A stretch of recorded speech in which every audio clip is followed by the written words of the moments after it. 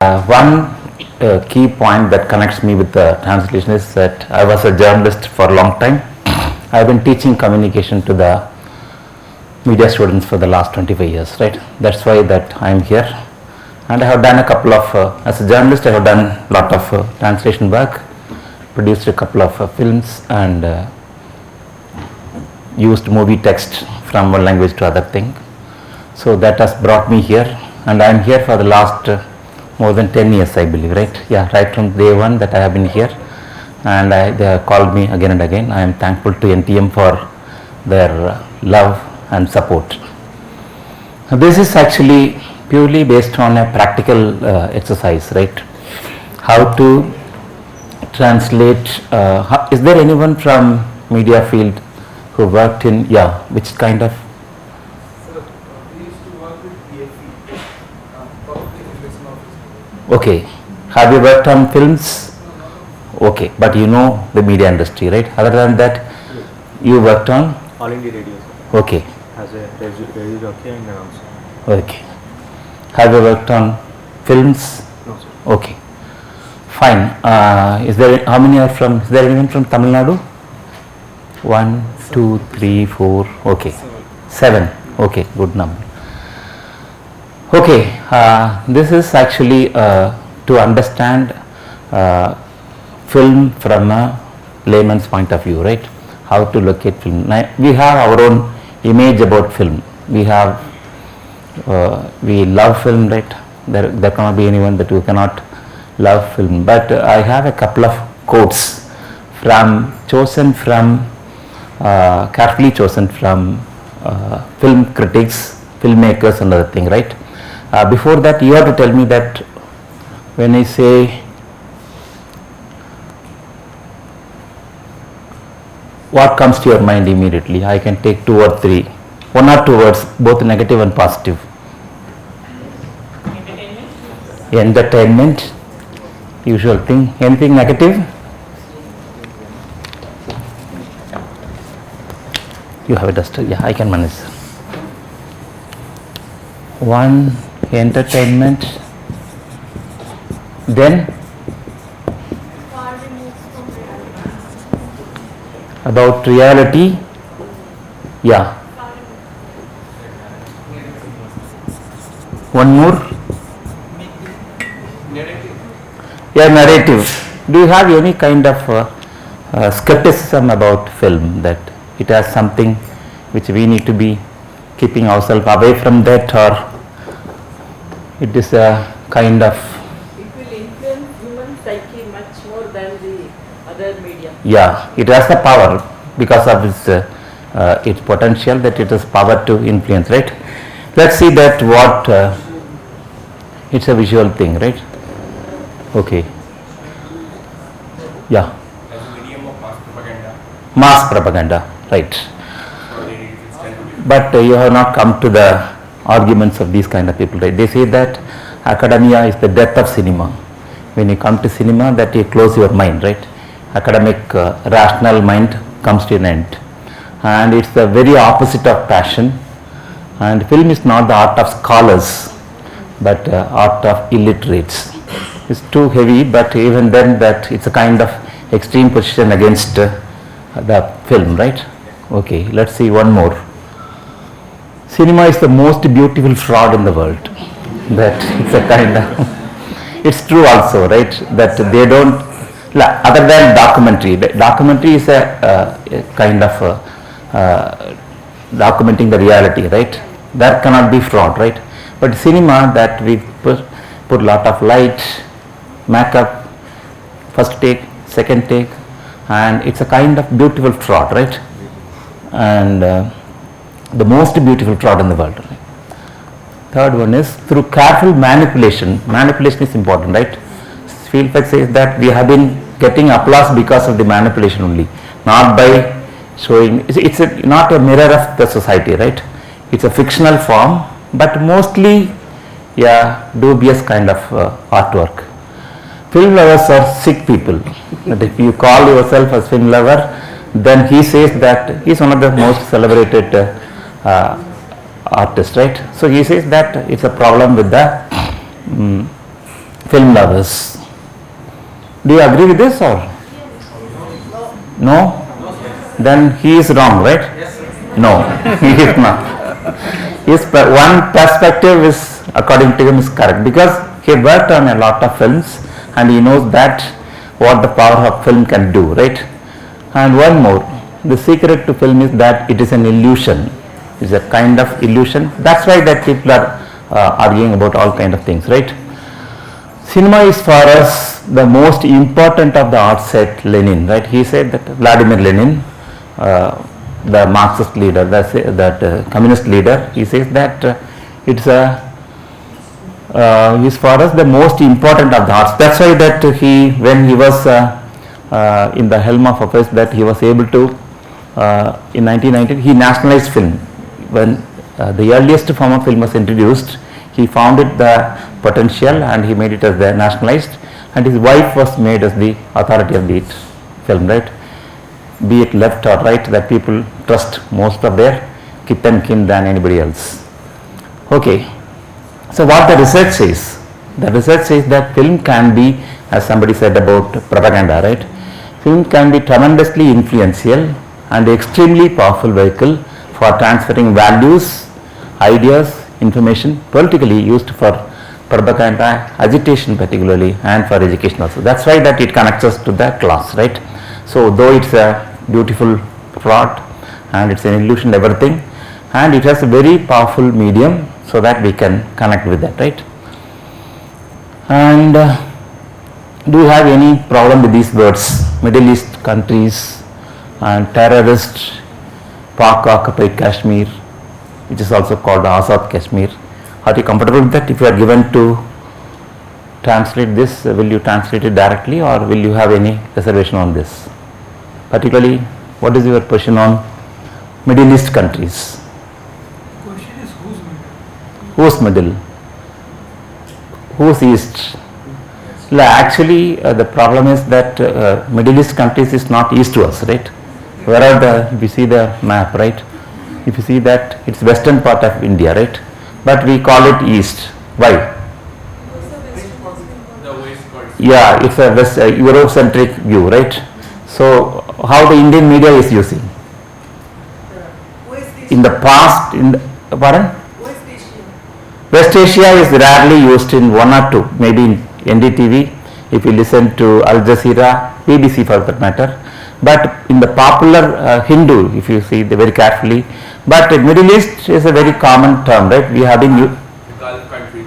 Gulf is a different connotation, right? Politically, West Asia is the right thing, right? Because that is west to us, we have to. And what about terrorists?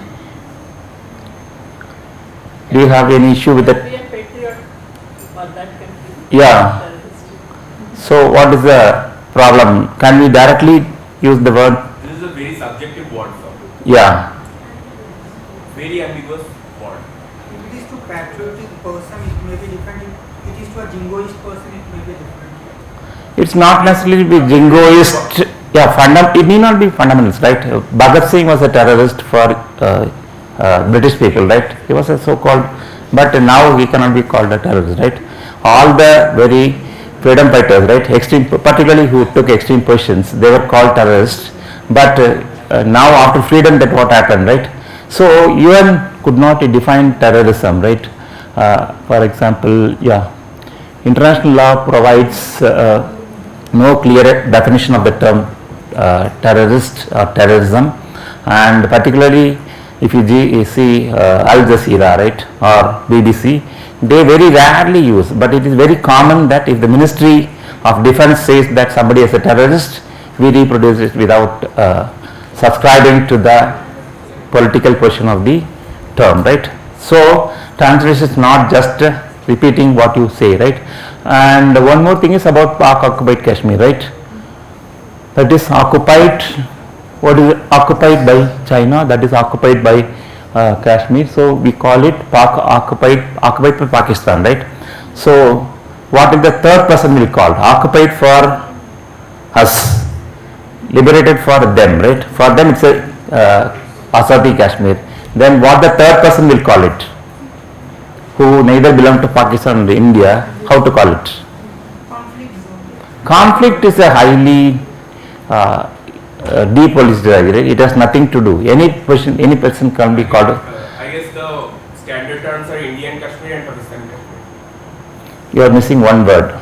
India held Kashmir. India? Held Kashmir. Pakistan media. I guess India administered. Yeah. And, Pakistan Yeah. So they neutral. They actually, for that matter, again BBC calls it India administered Kashmir and Pakistan administered Kashmir, right?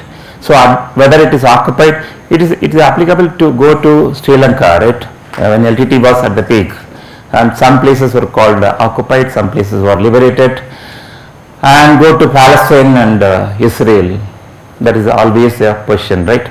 So you cannot just call it conflict zone. That you have to have a clear question, and we cannot subscribe to the view of military spokesman, that what they call it, or a temporary thing, right? So these things need to be very carefully looked into, right? That's what I want to start as a journalistic perspective about translation of terms, right? So we'll come to translating movie text. What kind of issues in movie text, right? The power of the film is to surprise and thrill the audience by offering uncommon visual perspective on things, places, events and people, right? Normally when you look at something through the camera, particularly in a well-positioned thing, right, it will be very, very uncommon for us to be familiar with. And secondly, the ability to present a perfect self-contained illusion of the reality of the screen. So film is very powerful in presenting different kinds of perspectives through the lighting, through the camera position and through the cosmetics and other things, right? And whenever there is a new technology comes, right, medicine, you might be heard about health, medicine and doctors, they are the one that they take the first advantage of the technology. Same way that film is another area where all the new technologies are being absorbed, they have been taken into, and they have made to advance the power of the film, be it sound, whatever that comes in the advancement in sound technology, be it color, widescreen technology, 3D and special effects, computer animation, all these things have contributed, serving to foster these trends in order to keep the audience interested. So these are all contributing to the power of the film, right? That is always there. So it is growing every day. It is evolving, growing, and it is gaining its strength from day to day to make it one of the most outstanding medium to convince, to reach out to the last human being. And this, I'll skip that, right? There is a illustration of one clip with two different or three different ways of approaching that, with changing the light, changing the color, changing the sound, and how three different effects can be with the same one shot recorded and kept during the post-production, right? You can see the video, but I'll not play it now, right? Because we have to watch so many things. And film translation basically needs a lot of storytelling, right? Storytelling is one of the oldest form of education, that from Plato, Aristotle to today, that all teachers, we depend much on storytelling techniques. So I have a short film of about 8.36 minutes, one of the award-winning film produced by somebody, which has no dialogues, to insist you that how effectively that the story is being. I'll play it now, right? Watch it and then we'll move on.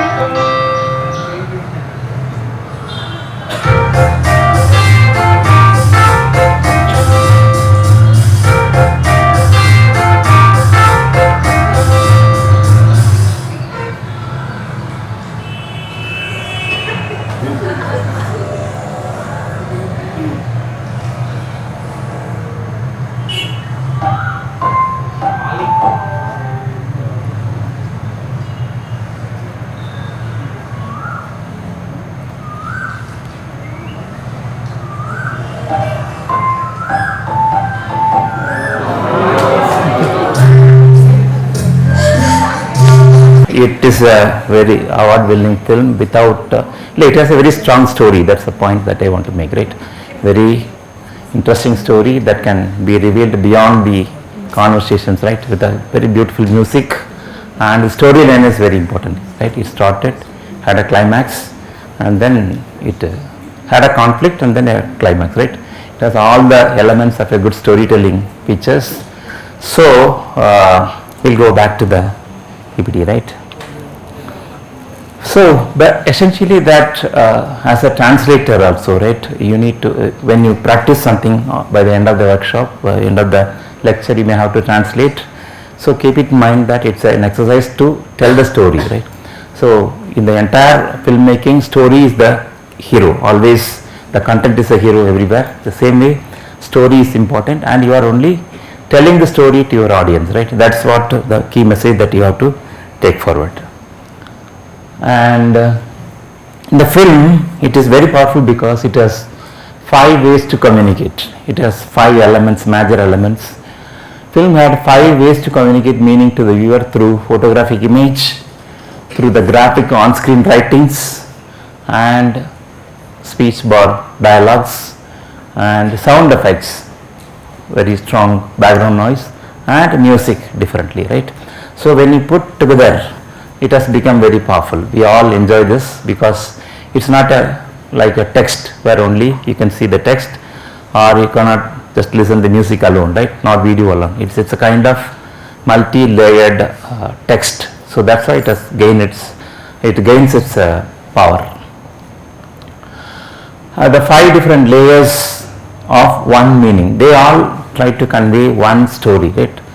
And their individual combination establishes the maintaining the individual film text. So individually they have different meaning, but when they combine together, they tell one good story. That's why that is very powerful.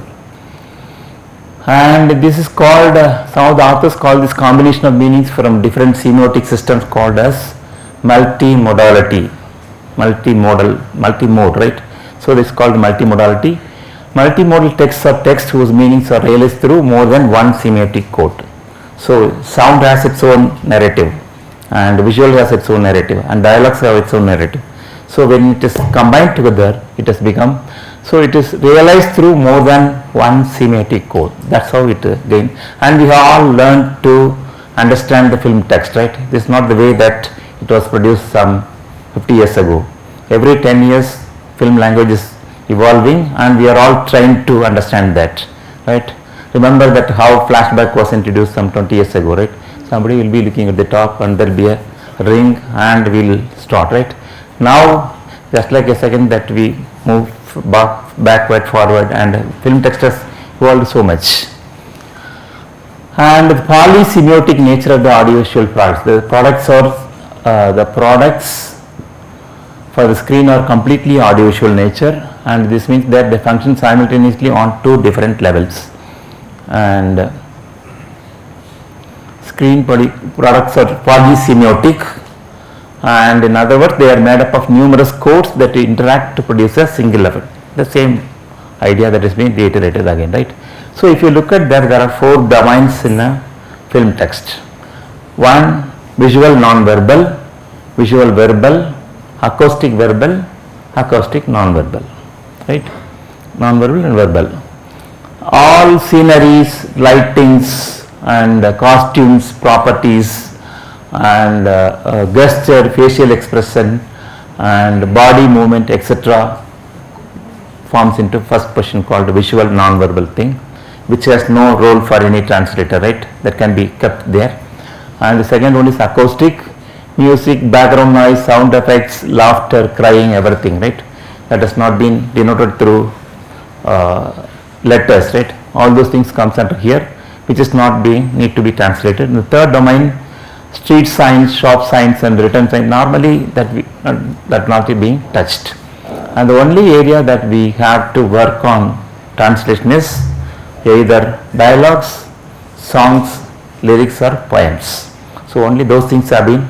So how to extract a dialogue alone from a text, and how to translate that, connecting with all the narrative that has been given in the entire film, right? So when all the four are going in one direction, you have to take up or pick up the idea of the entire discussions, and you have to help them, right? And if you look at the history of translation and history of the entire work of translating from one language to other, the earliest work, translation is often seen as a form of conquest. So if you translate from them, then you have conquered their culture, conquered their ideas, right? Normally that has been seen as a, some of the literature talks about it as a conquest, and it has become even as an expression of nationalism, right? Some languages are very tough and resistant to allow other languages to come and exhibit their culture here easily, right? And the common example cited is the Karnataka film industry. They don't allow people. That's from Karnataka here. Yeah, you know that normally that in Tamil, if you see that all the Hollywood films are being directly translated on the next day or at least on the same week. But Karnataka, it's very difficult to see a Hollywood film being translated into Kannada so easily, right? It's very difficult for them to allow. They say that it's a kind of, if you want to see, watch it in their own language, not in Kannada. So it's a kind of protecting the national interest, and throughout the history you can see that in other countries also, right? So some of the trends in the history of translation, of particularly with regard to film, is there are source language countries, right? Which for example Britain and the US, they need not translate anything because English is their mother tongue and they need not bother about that. And the English speaking countries such as US and UK, where hardly any films are imported or translated, they never bother about that. They don't do that also, very rarely for understanding everything, right? In Britain, film translation does not appear to be a significant issue because of the nativity of their language. Great majority of imported films are American, and if you look at the number of films imported by each country, and Hollywood films are being imported in around the world, and every country imports at least 50%, 60% of their films from Hollywood, and very rarely a country resists the Hollywood domination or Hollywood way of seeing films. And Poland, like Kannada, that Poland is also resisting the bringing in of other films of other languages, and they call it as voiceover country. They don't go for either dubbing or subtitling. They mostly use subtitling in the cinemas, except for some dubbed productions for children. Only for children they allow for translating. But these are all showing that how we traveled over the last century about allowing films from other countries. It is not just a open market to allow every film to enter into the other country, right? In Spain, from 1936 to 1975, there were 90 ministerial ordinances published, which were a form of prescriptive censorship to control the import of films. They have been very conscious about importing films.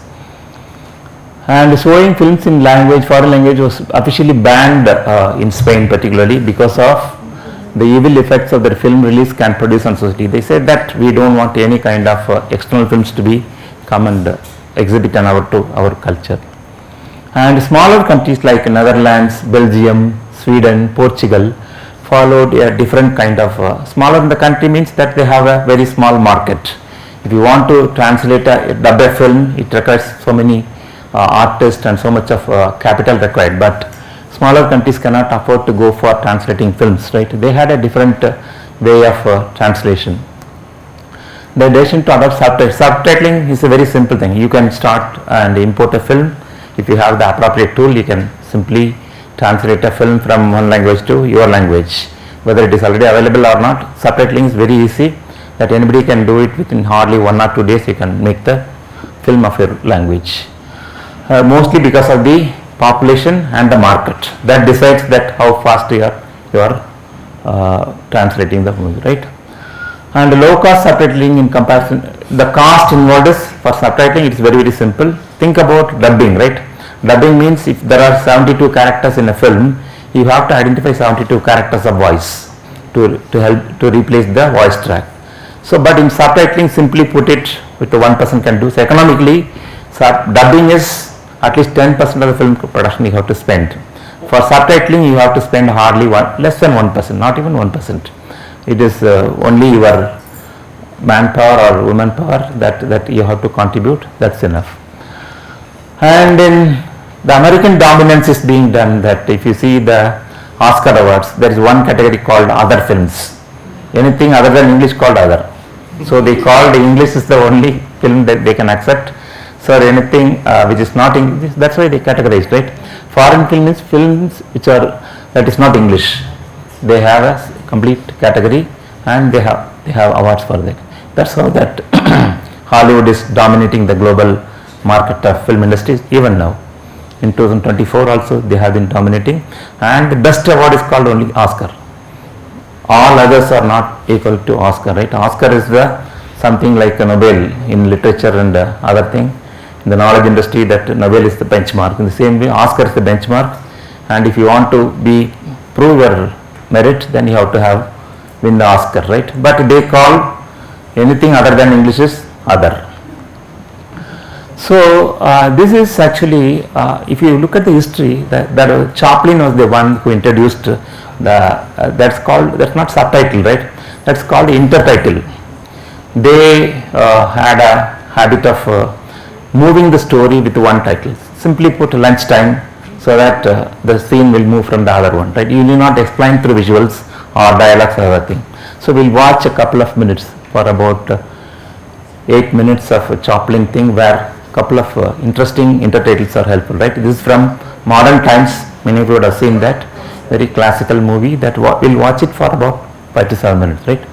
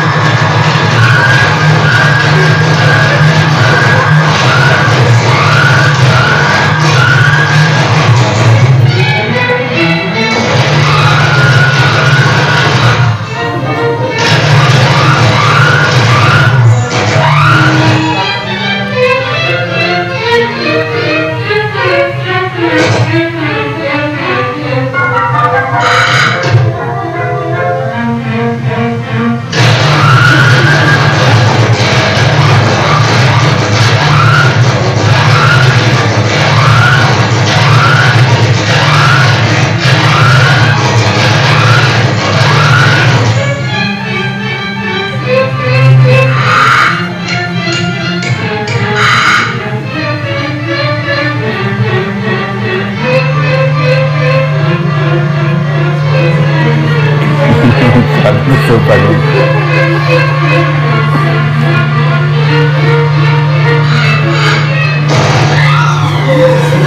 Oh my God.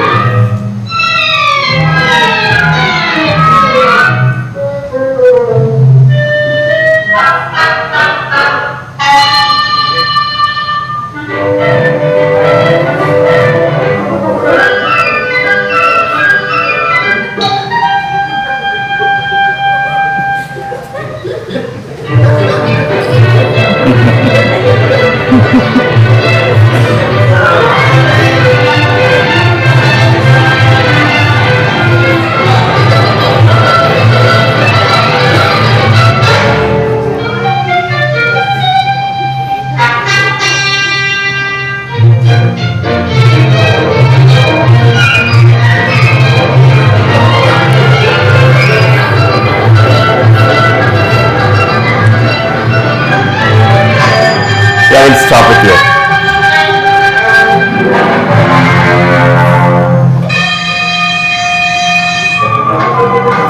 So the film moves beyond, moves from one scene to the other with the help of intertitles. One of the pioneers to introduce intertitle that was Chaplin.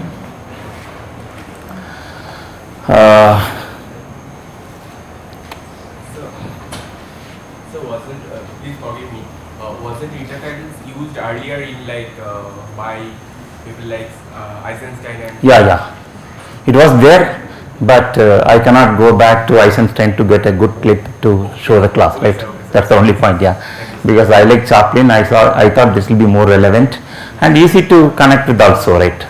Historically, who started, that's not the question, right? It was one of the earliest director and filmmaker who used effectively intertitles to tell the story was Chaplin, right? The statement is correct. Okay. So we'll get into the business, right? There are two techniques, right? That's called dubbing and subtitling, right? Those are the two. And normally that we have some of the tools we have, but in the last few sessions I found that AI has come into the session, right? So I'll introduce that what kind of artificial intelligence is being used in the industry. Couple of things that we'll also come to know about it, because I have no direct first-hand experience on that, but I learned from literature that it is heavily being started to use on that.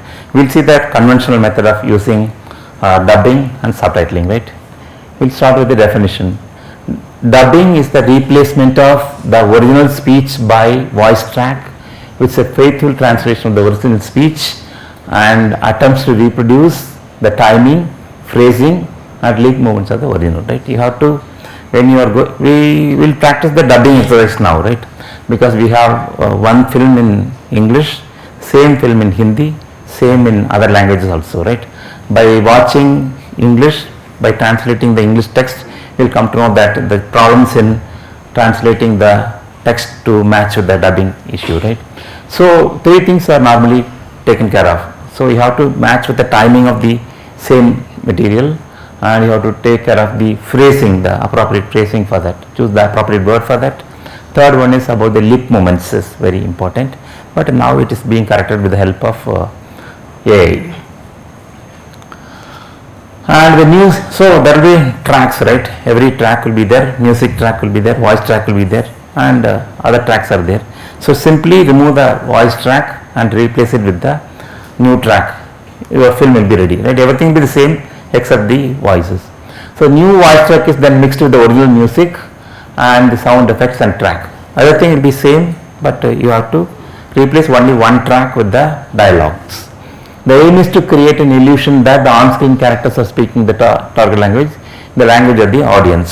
So we expect Hollywood film actors speaking in Kannada or Tamil or Telugu or in our own mother tongue, and they have been doing it.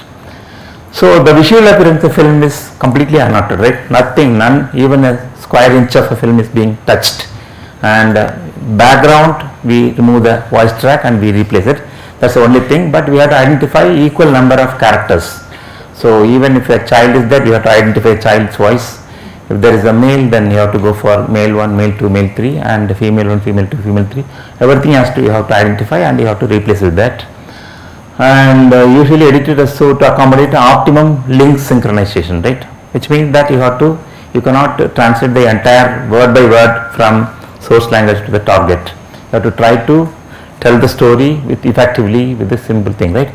Dubbing, the translator has to be faithful not only in theatrical sense but also in terms of phonological synchronization. That also you have to take care of that. Dubbing was favored in some countries like Germany, Italy and Spain, since it served to defend the national language. So those countries who are very much interested, they have favored dubbing. And the disadvantage of dubbing is that the authenticity will be lost, right? And you cannot expect the same level of talking of Tamil hero with the same thing from the other heroes of Hollywood, right? You cannot expect them to the same kind of delivery. Hindi also, right? Whatever be your language, you cannot expect the same kind of authenticity. So first thing is authenticity is lost, but over a period that you will gain interest in the film and you will feel that you are watching your own language film. For example, you know that Attenborough Gandhi was produced by NFDC, National Film Development Corporation produced it, and it was Attenborough was the hero of the film, right? And it was produced in almost many Indian languages. You can see it in your own language. When I watched it in my language, I felt that it was produced in Tamil because the characters they have identified and the kind of dubbing artist they have chosen for every character that is synced with the original delivery and so probably you should compare it with the your own language of making of Hindi. It is some 40 years ago it was released. So if you see that, you will feel that it has been produced in your own language. And dubbing decreases sense of otherness because over the period that we'll after about a few minutes that you will feel that you are watching a film of your own language. So it is an excellent example of domestication. The film has been completely with the same characters, but we feel that it has been brought to our language. And so as I already told you that it's a kind of assertion of supremacy over the language. And the second technique is subtitling, right? Subtitling is no need to bother about any kind of number of characters, just simply translate them. Now technology helps us very fast. You can translate the dialogues into your language and completely machine can help you to insert the same translation into the film to watch the film effectively. And but only problem is that the intrusion of filmic media, right? So no director will allow you to touch the film, but no other way. It's easy technology and cost effective, so that but without the knowledge of director you have to insert two lines which will disturb the balance and harmony of the film composition. That will be the first casualty, but otherwise it's a easy technology, cost effective technology to make a film. And there are a couple of countries who started with the subtitling was Denmark and France. They started in 1929. And if you want to know more about the thing, that read the particular article called The Power of Film Translation by this particular author. It's normally available on Google Scholar. And the best practice of both dubbing and subtitling is that you cannot translate 100%, right? Normally 40 to 70% of the content is being translated. You cannot, if there are 25 words, you cannot expect the 25 words to be translated in the target language that for which you have been working. You have to convey the story within the time limit that you have been given. So try to tell the story within the thing. So 40 to 70% is the industry best practice. And so every second there will be 24 frames, right?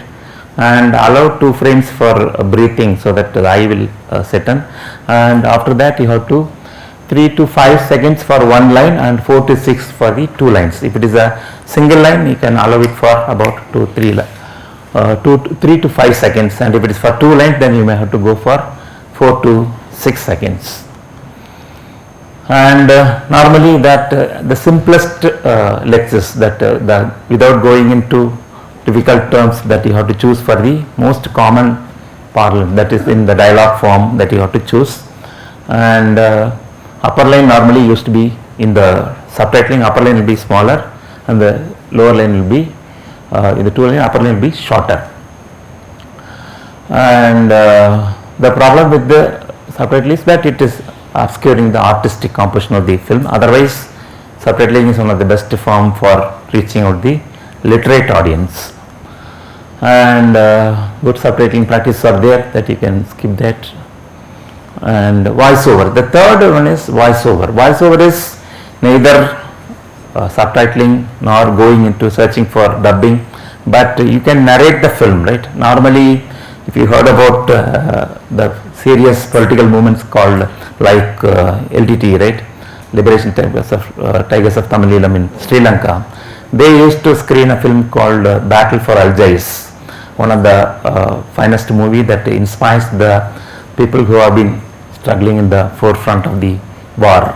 So they screen the film, they don't go for subtitling or dubbing. They used to screen a film and one person will hold the mic near the behind the camera, behind the screen, and he will tell the story. He will completely telling the story that the hero is coming, name of the hero, and what is going on. So people will understand through the narration, right?